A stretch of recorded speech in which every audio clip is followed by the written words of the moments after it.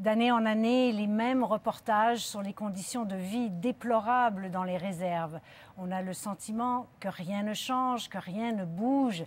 Et on ne peut pas parler d'inégalités socio-économiques au Canada sans parler des Autochtones. Ce sont en fait les grands laissés-pour-compte du partage de la richesse au pays. Regardez ces chiffres, 40% des enfants autochtones vivent dans la pauvreté au Canada. C'est 3 fois plus que la moyenne nationale. Le taux de suicide est 5 à 6 fois plus élevé chez les jeunes des Premières Nations que chez les non-autochtones. Et environ 70% des jeunes autochtones qui étudient dans les réserves ne termineront jamais leurs études secondaires. Pour nous en parler, j'ai joint plutôt à Yellowknife, dans les territoires du Nord-Ouest, Mary Wilson. Elle a été commissaire sur la Commission de vérité et réconciliation sur les pensionnats autochtones. Madame Wilson, bonjour. Bonjour, Madame Galipeau. Madame Wilson, quand on regarde ces chiffres, on peut se demander comment c'est encore possible en 2015 qu'un enfant autochtone n'ait pas les mêmes chances dans ce pays qu'un enfant non autochtone. Oui, bien, c'est une très belle question, puis c'est une question qui nous appartient à nous tous.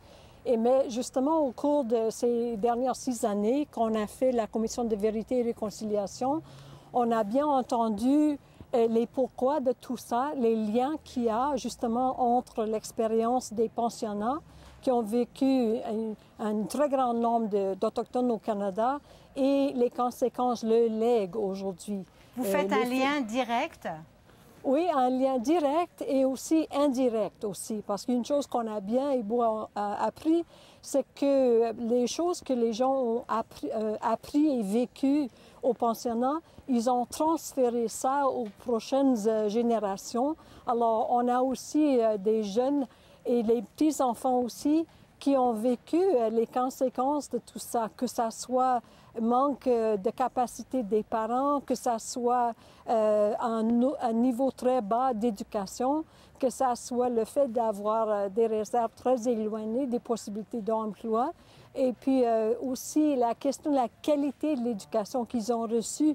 Alors, mais l'autre chose très importante, le fait d'aimer l'éducation. Je disais l'autre jour que parents have to learn to fall in love with the idea of education, l'idée de l'éducation, parce que ce que eux, la plupart, ont vécu, c'était pas quelque chose de très positif dans plusieurs cas. Donc, il y a beaucoup de rattrape à faire. Quand vous avez remis votre rapport, on avait le sentiment qu'il y avait une prise de conscience, que les gouvernements ne pourraient pas ignorer ce qui s'était passé.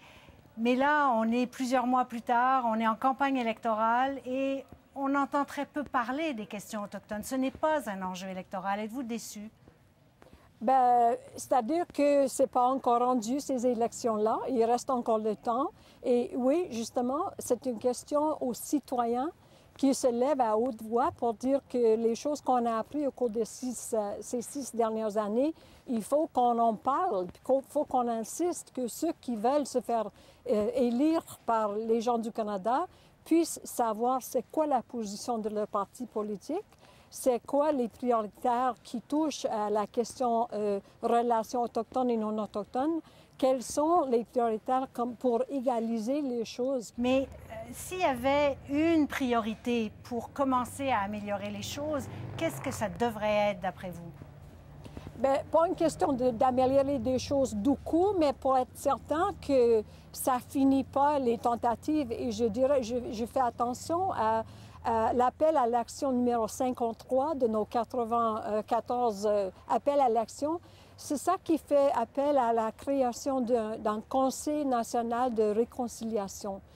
Ça serait comme une agence indépendante du gouvernement, mais qui aurait comme mandat justement 2 choses très importantes. Premièrement, faire attention aux autres appels à l'action pour être certain qu'il y a du progrès là-dessus sur les autres, mais aussi pour faire de sorte qu'il commence à avoir un reportage annuel, national, à voir est-ce qu'on fait du progrès en ce qui concerne l'écart entre les Autochtones et les non-Autochtones. Donc, se fixer des objectifs et, au fond, faire un rapport annuel sur ce qui change et ce qui ne change pas. Voilà, pour voir si on fait du progrès, si on commence vraiment à être le pays qu'on se proclame être. Est-ce que vous pensez que de notre vivant, Madame Wilson, vous et moi, on va voir des changements? Bien, on a fait un grand travail grâce aux survivants, aux pensionnaires. Et nous, les commissaires, on a fait de notre mieux parce que c'était pas une question limitée. On a eu l'expérience de 7000 personnes. C'est beaucoup. Et puis, on a offert, si je peux le dire, comme une recette à savoir quoi faire. Cette recette, c'est un commencement. On sait très bien que la réconciliation, ça va prendre très longtemps, mais il faut commencer. Les 94 appels à l'action, ça donne comme une recette à savoir où commencer pour que les choses commencent à changer. Et je pense que c'est à nous tous de réagir, c'est à nous tous d'insister au gouvernement qui réagisse de même. Alors, on va souhaiter que tout le monde lise ces recommandations. Merci beaucoup, Mme Wilson. Merci à vous.